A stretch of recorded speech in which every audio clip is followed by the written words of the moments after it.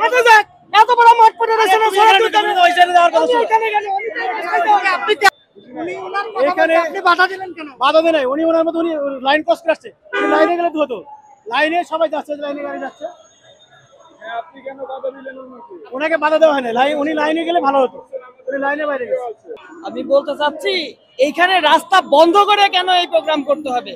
এত বড় মাঠ পড়ে রয়েছে সোহরাওয়ার্দী উদ্যান, এত বড় মাঠে যদি তারা প্রোগ্রাম চোখে দেখে না, তারা এইখানে মানুষজনকে বন্ধ করে, রাস্তা বন্ধ করে এই শিক্ষকরা কি ধরনের শিক্ষা দিতে চাচ্ছে এই জাতিকে, এটা আমার মাথায় কাজ করে না। এখন রাস্তা বন্ধ করে তারা কি দাবি করবে? এতটা বছর এই যে স্বৈরাচার ছিল, 16টা বছর তারা তাদের প্রোগ্রাম সামনে আনতে পারে নাই, এখন রাস্তা বন্ধ করে তাদের এই প্রোগ্রাম করতে হবে কেন? মাঠে যায় প্রোগ্রাম করুক তারা। আরে ভাই কি কমো ভাই, 1 বছরের মধ্যে 365 দিনের মধ্যে 1000 দাবি, আরো কত দাবি আছে আল্লাহ জানে ভাই, আল্লাহ জানে ভাই। দাবি তো শেষ হয় না মানুষের।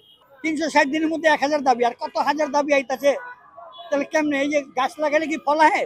সময় লাগে 10 বছর 15 বছর। আগে সামাল দেন, দেশটা সামালতে দেন, করতে দেন। অনেক ভোগান্তি, এরকম ভাবে এই মেইন রোড গুলোতে না কইরা অন্য অন্য জায়গাতে যায় ওরা সমাবেশ করুক, কি করে করুক, ওদের দাবি দাবা যা আছে বাইরে যা করুক। রাস্তার মধ্যে মানুষের এগুলো তো দেশের উন্নয়নের জন্য কাজ করতেছে মানুষ, যদি মানুষকে যদি থামায় দেয় তাহলে দেশের উন্নয়ন কি হবে? এটা তো মানুষকে থামায় দেয় জোর করে, এটা উন্নয়ন, এটা তো দাবি না, এটা দেশকে পিছায় দেয়। হ্যাঁ, দেশটাকে মগের মুল্লুক বানিয়ে ফেলে দিয়েছেন এই ভোগান জাতীয় আন্দোলন। আন্দোলন শেষ হয় না। দেখেন এই যে ঘন্টার পর ঘন্টা রাস্তা বয়ে থাকে লাগেছে, এই শাহবাগ থেকে জাম ফেলিয়ে দিয়েছে। এই জামে এত কষ্ট আগে ছিল না।